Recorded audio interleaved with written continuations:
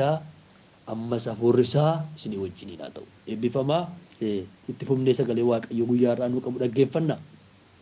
Luuqaas boqonnaa 13 lakkoofsa 1 kaasee hanga lakkoofsa 9tti ergan dubbisee xiyyeeffannaan koo garuu Luuqaas boqonnaa 13 lakkoofsa 6 hanga 9 irra jiru ta'a. Akkana jedha maqaa gooftaa Yesuusiin.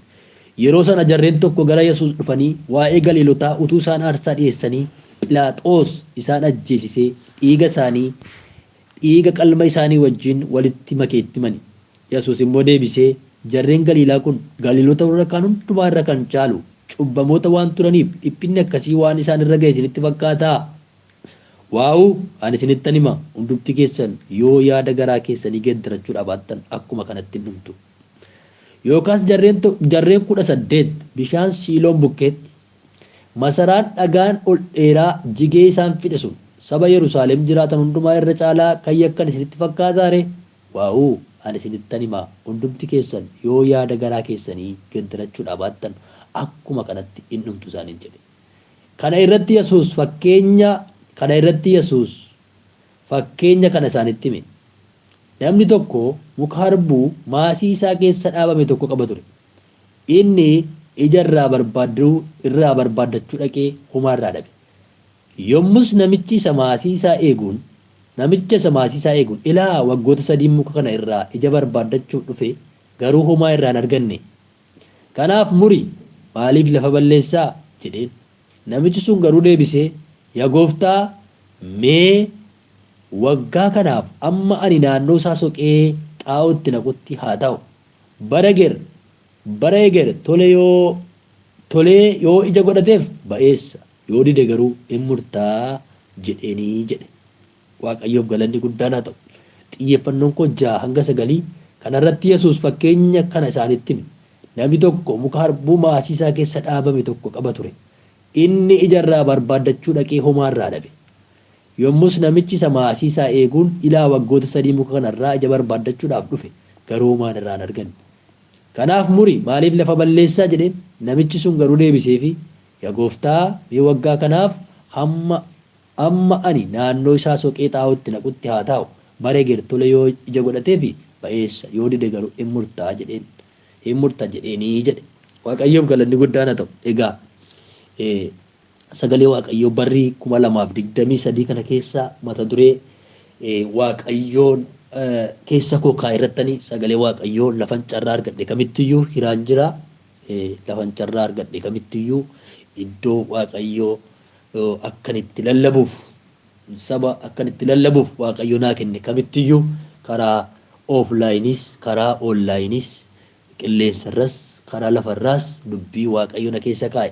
Mata duree Waaqayyoo na keessatti jabeesse 2023 kana ija Waaqayyoo nurraa barbaadu godhachuu mata duree jedhu kana isinii wajjin irree waan hin jalqabedha. Akkasuma iddoo garaagariitti karaa garaagariidhaan sagalee kanaan tajaajilaa jira, barsiisaa jira, Waaqayyoo na gargaaraa jira.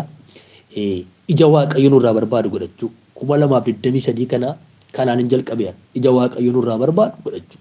Kiristaanummaan ija malee gatii hin qabu. Lallabni ija malee gatii hin qabu. Waaqayyo kan inni barbaadu ija. Ija Waaqayyo nurraa barbaadu godhachuun baay'ee murteessaadha. Waaqayyo ija barbaada. Ija barbaada Waaqayyo. Waaqayyo kan inni barbaadu ija. Ija nurraa barbaada. Ija akkamii Waaqayyo nurraa barbaada. Ija akkamii godhachuu qabnaa isa jedhu sagalee Waaqayyo keessaatii gadi lixnee ilaaluu hin dandeenya.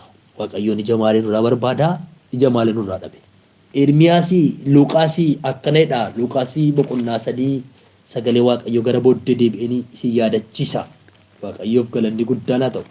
Waa'ee ijaa haasofnaa. Waa'ee ija godhachuu haasofnaa. Sagalee Waaqayyoo Luuqaas boqonnaa 3 lakkoofsa 7 kaasee isiniin dubbisa. Akkuma kanatti Yohaannis namoota cuuphamuudhaaf baay'atanii gara isaatti ba'an gorsuutti ka'e. Isin ijoollee marra taanan dheekkamsa isinitti bu'uuf jiru jalaa akka baqattaniif eenyutu isin yaadachiise? Ijoollee marra taanan dheekkamsa isinitti dhufuuf jiru jalaa akka baqattaniif eenyutu isin yaadachiise? Ammas yaada garaa geeddarachuun keessan ija gaarii haa godhatu. Abbaan keenya Abiraamidha jettanii of hin jabeessinaa. Waaqayyo Abiraamiif dhagoota kanatti ijoollee kaasuu akka danda'u isinitti hima. ammumayyuu qottoon hidda mukaa hundumaarra kaa'amee jira. Mukti ija gaariin godhanne hundinuu muramee ibiddatti in naqamaa jedhe. Yaada garaa geeddarachuu keessan ija gaarii haa godhatu. Yaada garaa geeddarachuun keessan ija gaarii haa godhatu. Abbaan keenya Abrahaamidha jettanii warra Fariisotaatiin jedha.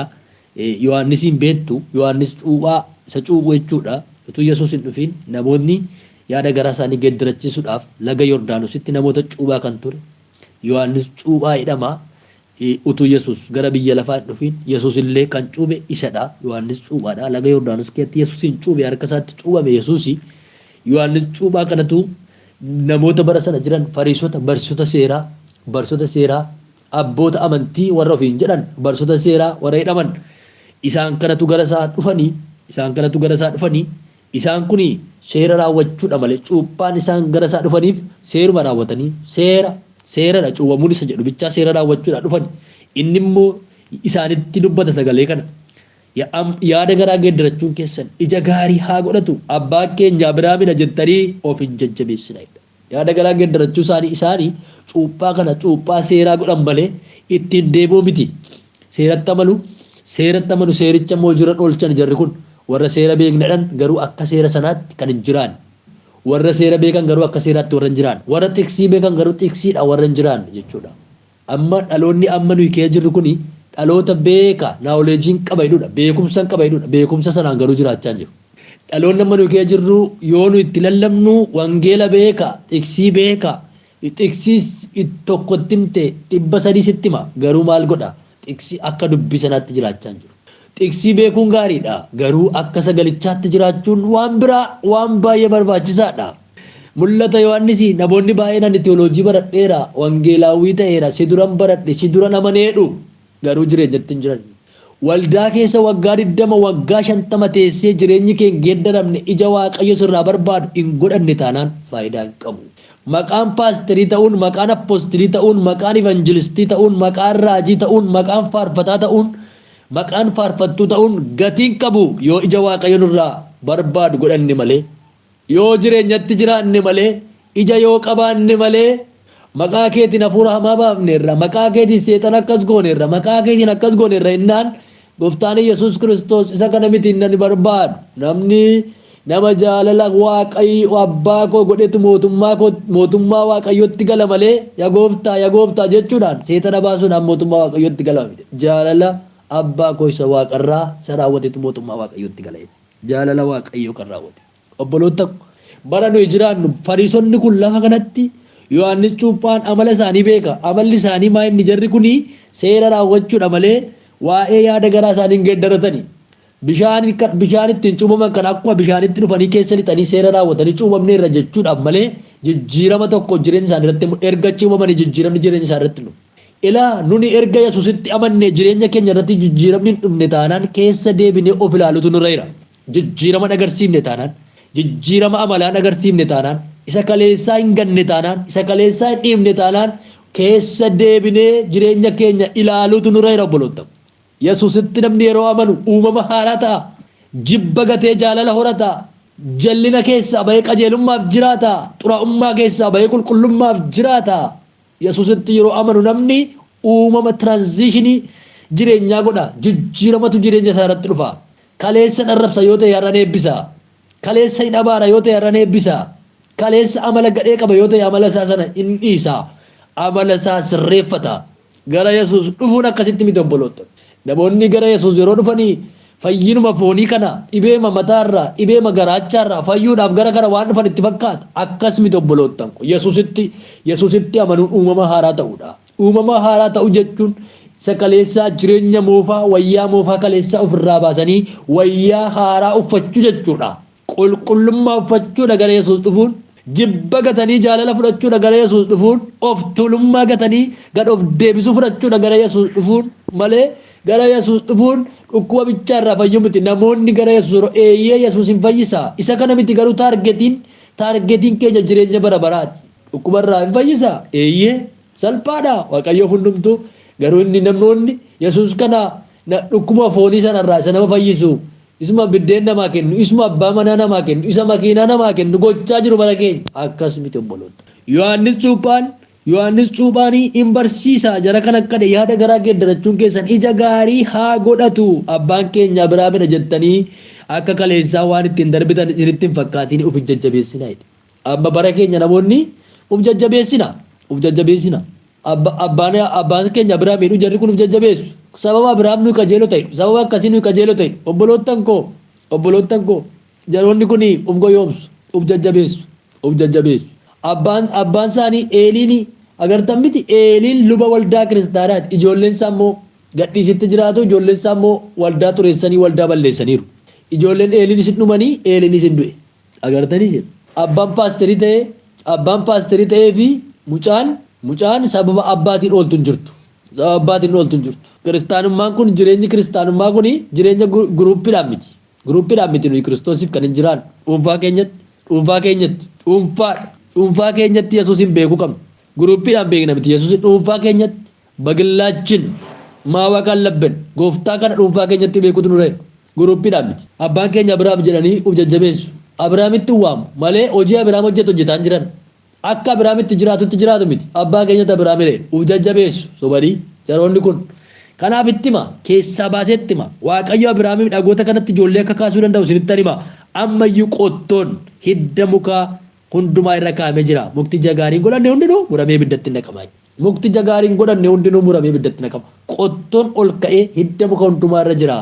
Muka ija ba'eessa hin godhanne ija gaarii hin godhanne qottichi hin muraa. Uf hin jajjabeessinaa akka jechuunsa cubamtanii baatu miti. Ijaan godhattan taanaan qajeelummaan isinirraa mul'atu taanaan dhugaan isinirraa mul'atu taanaan amanamummaan isinirraa mul'atu taanaan akka kaleetti jiraanna jettanii erga cubamne akkuma kaleetti deddeebina jettanii dhuftan yoo ta'e of eeggadhaa jechuudha. Iddoon kun waarningiidha. Akeekkachiisa kenne jira kanaaf. Akeekkachiisa kenne. Qottoon muka hundumaarra kaa'amee jira. Qottoon hidda muka hundumaarra kaa'amee jira. Muka ija gaarii hin godhanne hundinuu muramee ibiddatti naqama. Obboloottan waa'ee jaasofnaar ija Waaqayyo nurraa barbaadu godhachuu qottoon Waaqayyo hidda muka ija gaarii hin godhanne muruudhaaf ol ka'ee jiraidha. Har'as akkasii sagaleen kun seenaa miti. Har'as akkasii dhuftaan nurraa ija barbaadu.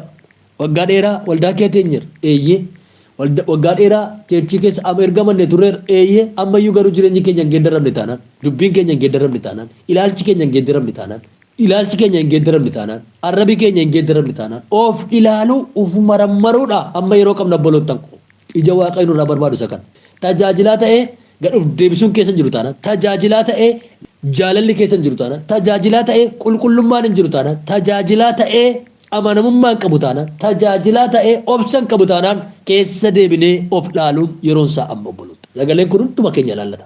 Isin jedhan silaa namoonnis akkasiin jaallatan. Haleluuyaadha gamaan baataa siin buutaa maqaan kee tola isheedha maqaan kee tola isaadha yoo jenne malee isin jedhan akkasumatti obboloota. Kun jireenyatti nu galchu. Wanna Waaqayyo nurraa barbaadu ija nurraa barbaada Waaqayyo. Galaatiyaan boqonnaa 5:22 irra jiru. Ija hojii hafuuraa jaalala amanamummaa gad of deebisuu garraamummaa of qabuu of dhowwuu sagalee Waaqayyo achi deemna yeroo biraa achi deemna. Ija Waaqayyo nurraa barbaadu. Nuni jaalalatti hin jiru taanaan bakka kufneerra. Waldaan jaalalli kee hin jirre Yesuus kee hin jiru. Dhaggeeffadhu dandeebi'a. Waldaan jaalalli keessa hin jirre Yesuus keessa hin jiru walitti qabama malee gooftaan keessa hin jiru. Jaalalli hin jiru taanaan. Inni jaalala. God is love. Waaqayyo jaalala. Warri Yesuusii wajjin ba'an immoo akkuma isin jaalladhe isin immoo wal jaalladha. Jaalalli hidha waan hundumaati. Jaalalli hin jiru taanaan waliin jaallannu taanaan walitti qabamadha malee waldaan jedhamu. Iddoo jaalalli hin jirre hin jiru Yesuus. Inni jaalala ka. Jaalalaaf jedheetu lubbuu isaa nu laate gara biraan hin jiru. Yesuus irraa jaalala baran. Bara keenyaw jaalala wal jaallachuu dhiisiiti dabarsee kan wal kennu waldaa keessa guute. Wajjin waaqeffata, wajjin nyaata, wajjin sagalee Waaqayyo hirmaata, wajjin lallabaa booddee deebi'ee wal nyaata. Wal galaafata, wal ajjeesa. Abeeliif qaayeltu guute waldaa keessa. Har'a waldaan kanaan guuteetti. Amma akkasumatti hafa seetan isin yeroon calalamuu ka'eera obboloota. Yeroon calalamuu ka'eera. Waan Waaqayyoon agarre seetan isin obboloota argaa jira. Waan Waaqayyoon beekne seetan isin beeka. Maaf dhiisere yeroo nu laate obsaan nu eegaa jira hin deebitu jedhe mata jabinni immoo saba Israa'eliin hin balleesse. Mata jabaanna taanaan hin deebinu taanaan hin banna. Kun oddoo nama dubbise yaada garaa keessan hin geeddarattan yoo ta'e jarreen tokko jedhan Yesuusiin dhufanii Galiilootti utuu isaan aarsaa dhiyeessanii Phiilaaxoos isaan ajjeesisee jedhan dhiiga isaanii immoo qalma aarsaa isaanitti make dhiiga isaanii Phiilaaxoos isaan ajjeesisee utuu isaan aarsaa dhiisanii inni Yesuusitti riippoortii dhiyeessu. Riippoortii godhurooni Yesuus Kiristoos immoo jarri kun warra Galiilota hundumaarra caalaa cubbuu waan hojjetan isinitti fakkaate kanaaf wanti akkasii kun wanna hammeenyi kun isaanirra ga'e isinitti fakkaate lakkii isinis yaada garaa keessanii geeddarachuudha yoo baattan akkuma kanatti dhumtu. Jarri kun waa'ee warra dhumanii waa'ee warra Phiilaaxoos ajjeesise iddoo aarsaa tolcheessanii waa'ee isaanii odeessu. Yesuus Kiristoos immoo waa'ee isaaniitti siniyyuu quba namatti qabu waa'ee namaa odeessu waa'ee isaanii hin beekan. Jenereeshinii amma nuyi kee jirru kun waa'ee namaa malee waa'ee isaan beeku obboloota waa'ee namaa odeessaa oolla waa'ee keenya hin beeknu si'a tokko daqiiqaa tokko waa'ee keenya teenyee yaaddee hin beeknu waa'ee namaa odeessina isheen akkasii inni akkasii akkas wal nyaataa oola miidiyaa irraa wal nyaataa oola feesbuukii irraa wal nyaataa oola tiiktookii irraa wal nyaataa oola waa'ee namaasaa abaluun akkas ta'e waa'ee namaasaa waa'ee namaa wal nyaataa oola yaadi ni dhiyeessu immoo yaadi qabatamaan tokko yoo keenya jenereeshinii akkasii kee jira ofii keeyyuuf hin beektu annamaa dhiisi yaa warra fariisotaa yaa warra ofii nagarreeran jedha gooftaan Yesuus ofii nagarreenana warra ofii nagarreenan waa'ee keenya yaadnee bennaan ubbeennaan ofii keenya waa'ee nama odeessu jaroonni kun amma Yesuusitti dhufanii waa'ee warra Galiilotaa waa'ee warra dhumanii odeessu Yesuus Kiristoos immoo isaanumatti nakka isaan sun maal jechuu barbaadaniitu beektu cubbamoota waan turaniifi maaliif dhuman isa jedhu yaada isaanii kee jira cubbamoota jaa ta'aniidhaa fi balleessaniitu isa jedhu sammuutti qabu jarri kun warri dhufanii riippoortii kana dhiyeessan Yesuus Kiristoos garuu akkasitti hin jedhe. Waaw jarreen kun Galiilota warra kana caalaa cubbuu waan hojjetaniif dhiphinni akkasii isaanirra ga'e isinitti hin fakkaatin waaw waan isinitti hima hundumti keessan yaada garaa keessanii geeddarachuudha yoo baattan akkuma kanatti dhumtu yaada garaa geeddarachuudha yoo baattan akkuma kanatti dhumtu yaada garaa geeddarachuu amma dhufanitti mani laga Yesuus Kiristoos akka fakkeenya lammaffaa laga Siiloon bukkeetti namooti 18 bishaan Siiloon bukkeetti masaraan ol dheeraan irratti jigee isaan fixe suni Yerusaalem kan warra jiraatan hundumaa caalaa yakkan isinitti fakkaataa waaw ani isinitti nima hundumti keessa yaada garaa geessanii geeddarachuudha yoo baattan akkuma kanatti dhumtu yaada garaa geeddarachuu bara dheeraa waldaa kee jiraanne kottaa yaada garaa keenyaa geeddarannu kottaa sarraa kumne haa ilaallu kottaa iddoo jirru haa ilaallu kottaa ija nurratti biqile haa ilaallu ija qabnaa ija jiraa nurra jiraa ijji nurra argamaa kiristaanummaan jireenya ni madaala hojii keenya kiristaanummaan jireenya ni madaala hojii keenya beeka dammaqii mirratti guyyattiin sitti dhiyaattetti yaada garaa kee geeddaradhu isarraa kuftetti beeka dammaqii mirratti guyyattiin sitti dhiyaattetti yaada garaa kee geeddaradhu isarraa kuftetti yaada garaa keenya geeddarachuun baay'ee murteessaadha. Jaroonni kun waa'ee nama odeessu obboloota warri na dhagaa'an kottame oofaa ilaallu gara keenyatti haa deebinu.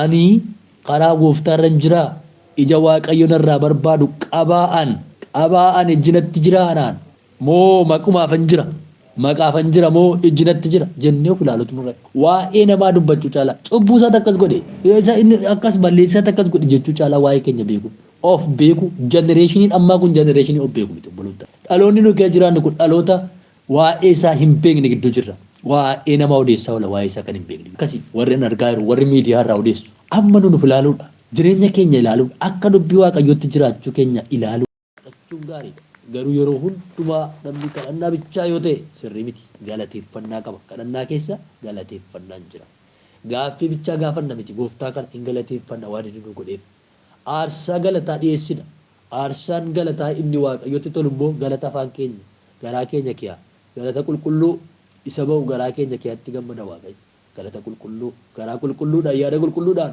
waaqayyoof dhiyeessina haleluuyaa warri isaan ooltan warri isaan jiraattan daqiiqaa tokko takkaa yaadaa wanna waaqayyo keessa sin dabarse wanna waaqayyo keessa sin dabarse wanna humna keessaniin darbuu dadhabdan saddoo waaqayyootti dhufee harka keessan qabee keessa sin dabarse iddootti ce'uu dadhabdanii nan nyaatame wayyoo jettan iddootti waaqayyo harka keessan qabee dhufee sin ceesise yaadadhaa waaqayyoof galata laadhaa haleluuyaa namni akka koo olmaan keerraa jiru waan siin jedhan qabu kun akkasii jedhu warra akka koo olmaan keerraa jiru waan siin jedhan qabu Yesuus koo kun akkasii jedhu yommutti yaadadhu isicha kaleessaa waan jedhu nabaa akkamiittan ibsaa shururuu jetteetu baattee na guddiftee haleluuyaa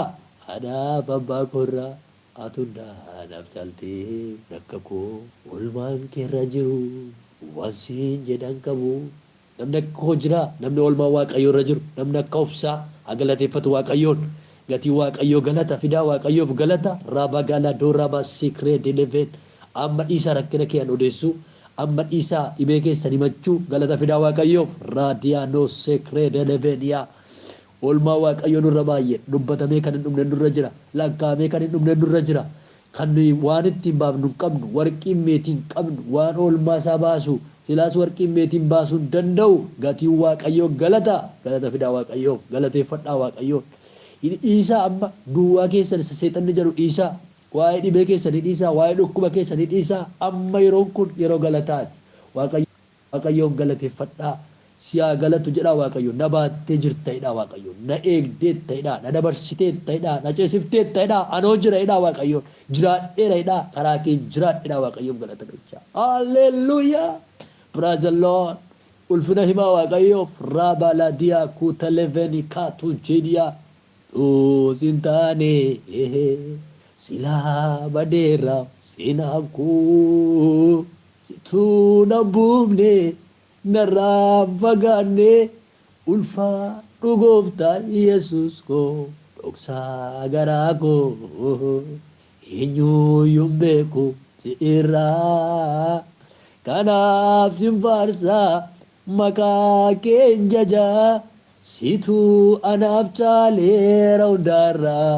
haleluuyaa utuu tinjirre sila badeera sinaanku situ nambuufne narraan fagaanne ulfaadhu gooftaa Yesuus ko dhoksaa garaa ko haleluuyaa eenyuyyuu beeku si irraa kanaaf sinfaarsani maqaa keen jaja situ anaaf caaleera hundaarraa haleluuyaa raasukla doonama hati velereleve sukreveniyaa agartee hundumaarra nuu caala inni agartanii obboloottan koo maajina kulaviina sulveniyaa utuu inni hin jiru ta'e gara keenya utuu hin dhaabarre gara keenya silaa badeera yoon seenaan keenya waan dubbannu hin qabnu gara keenya utuu waaqayyo hin taane ta'e haa jedhu sabi Israa'el jedha dubbii waaqayyo silaa ursaan galaanichaa nurra yaa'e fayyaatti nu liqimsa ture hin bannaa